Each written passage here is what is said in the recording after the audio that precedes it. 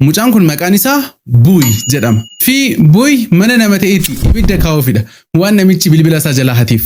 Buuy umuriin isaa 16dha. Fi Buuy mucaa gaarii miti. Kana malees immoo qoricha nama hadochu seeraan ala gurgura. Egaan guyyaa keessaa gaaf tokko bahee akkuma yeroo kaanii qorichoota sana gurguraa jira. Kanuma gidduutti maamila isaa duukaa wal fi maamilli isaa sun achi isa darbate. Fi wantoota Buuy qabu hunda fudhatee deeme.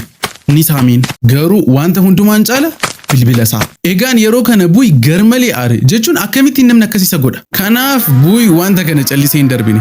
Haaloo isaa kana deebifachuuf kutatee ka'eera. Garuu dura eenyu akka godhe baruu qaba. Kanaaf appilikeeshinii Find My iPhone jedhamu fayyadamuudhaan bakka bilbilichi jiru qorachuu jalqaba. Battalumaan buum iddoo bilbila isaa arge. Fi fagoos miti naannoodhuma sana jira. Egaan manni jireenyaa bilbilicha keessatti arge sun mana jireenyaa namicha sana hatiidha jedhee yaade. Kanaaf mana namicha argeera. Gaarii. Garuu amma gariin isa barbaachisa. Kanaaf hiriyoota isaa lama qunname. Hiriyaa isaa kana Gavin umuriin isaa 16 fi hiriyaa isaa kana Dylan umuriin isaa 14. Waa'ee karoora haaloo baafannaa isaa hunda itti hime. Fi gargaarri isaanii akka isa barbaachisu isaan gaafate. Kanaaf walii galan. Achiin sadan isaanii wal arganii karoora kanas waliin irratti hojjechuu eegalan. Egaan karoorri isaanii akkasi. Dura mana hattichaa cabsanii seenu. Achiin laambaa yookiin gaazii itti firfirsu. Achiin manicha ibiddaan barbadeessu. Achiin ni gammadu ani hin beeku. Maalumaaf amma karoorri isaanii jalqabeera. Yeroo fi humna qaban hunda fayyadamuudhaan itti qophaa'uu jalqaban. Wanta hunda barreeffatan, gaazii murtaa'as bitatan, gabaa deemanii haguugduu fuulaa bitatan. Even keessa mana jireenyaa sana intarneet irraatii ilaalaniiru. Keessa yeroo seenan akka isaanitti salphatuuf. Fi torban murtaa'oon booda buum halkan guddaan haaloo baafannaa sana ni qaqqabe. Halkan keessa sa'aatii 8 Buuy, Gavin fi Dylan waliin ta'anii haguuggatanii gara mana hattichaatti oofan. Yeroo achi ka'anis karaa karra boroo darban. Fi kaameraan nageenyaa viidiyoo isaan kaaseera. Kunooti isaan arguu ni dandeessu. Garuu isaan hin yaaddeessine sababni isaas haguuggataniiru. So karaa balbala boroo darbuun cabsanii seenan. Kallattiidhumaan manicha akka jirutti gaasiidhaan haguuguu jalqaban. Erga xumuranii fi gaazichi erga dhumee booda manichatti ibidda kaa'an. Ibiddichis akka jabaachaa dhufe ijoollonni sadan kun fiiganii badan. Yeroo baay'ee sin fudhanne ibiddichi jabaachuun manicha akka jirutti liqimse. Iddoo kanatti dhagaa seenichi kan maraataa ta'u. Hagam akka appilikeeshiniin Find My iPhone jedhu kun dhugaa dubbatu hin beeku. Manichi isaan mana hattichaadha jedhanii deeman sun sirrii miti. Dogoggoradha. Hattuun bilbilaa sun achi hin jiraatu. Maatii Senegaal lamatu achi jiraata. Namoota 8 fi hundumtuu rafanii turan yeroo kun hundi uumamu. So achiin bam dhumarratti maatiin sun dammaqani alarmiin ibiddaa iyyaa jira. Manichis aaraan haguugameera. Mucaan isaaniis boo'aa jirti. So abbaan inni tokko utaalii hirribarraatii ka'uun deemee balbala bane. Garuu aarri guddaan asii olitti dhufe. Kanaafiyyuu karaa sana ba'uu hin danda'an. Achiin gara foddaa deemuun bane. Sana booda kallattiidhaan utaale. Intalli isaas ni utaalte innis ishee qabe.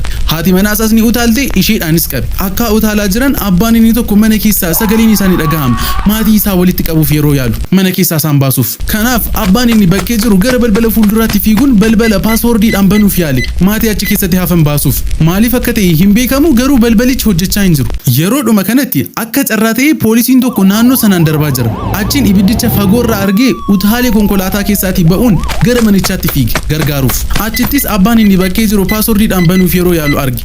Achiin poolisichi kanaa mannaa jedhee balbalicha miillaan cabsee seene. Haala gaddisiisaadhaan kan inni arge maatii keessaa inni tokko lafarratti of wallaalee arge. Sababa ibiddichaafis keessa seenuu hin dandeenye. Humni baraartuu ibiddaa dhufanii ibiddicha dhaamsuuf yaalan. Garuu haala gaddisiisaadhaan barfateera. Akkuma argitan manichi guutummaa guutuutti barbadaa'eera. Fi maatiin 5 achi keessatti hafan lubbuun isaanii ni darbe. Egaan poolisoonnis wanta kana qorachuu jalqaban. Maatii warra lubbuudhaan hafan duukaa ta'anii eenyu yakka kana raawwachuu akka danda'u shakkuu jalqaban. Jechuun diina wanta kana irratti raawwachuu danda'u homaayyuu hin qaban. Yeroodhuma kanatti Buuy, Gavin fi Dylan gara manaatti deebi'aniiru. Dhokatanii jiru akka hin qabamneef. Namni naannoo isaanii jiraatu tokkollee isaan hin shakkine. Kanaaf lubbuu namaa dabarsanii waan miliqan fakkaata.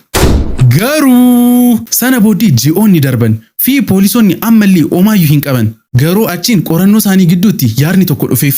Maybe ibiddi kun callisee miti kan ka'e baay'ee wanta itti karoorsame fakkaata jedhanii yaadan. Abbaan yakka kana dalagees manicha barbaadee argachuudhaaf googilii fayyadamuun isaa hin oolu jedhanii yaadan. Kanaaf poolisoonni deemanii heeyyama sakatta'uu baafatan. Heeyyamni sun immoo dhaabbanni googilii odeeffannoo isaan barbaadan guutummaa guutuutti akka isaaniif kennu ajaja. Kun immoo poolisootaaf gargaarsa guddaa ta'e. Bilbiloota 2 isaaniif baase. Bilbiloonni sunis kan Buuy, Dylan fi Gavinitti isaan geesse. Egaan amma poolisoonni shakkamtoota isaanii qabu boom sadanuu to'annoo jala oolchan. Kunooti surri Buuy, kunooti surri Gavin fi Dylan surra hin qabu. Umuriin isaa 14 waan ta'eef natti fakkaata. Garuu Dylan mana hidhaa daa'immaniitti waggaa 3 hidhamee fi waggaa 7 mana hidhaa nama guddaatti. Fi gaafan immoo hidhaa waggaa 40 yeroo adabamu bu'ii itti gaafatamaa fi CEO'n yakka kanaa immoo hidhaa waggaa 60 irratti murtaa'e egaan amma yoonaa eenyu akka bilbila isaa hate hin beekamne.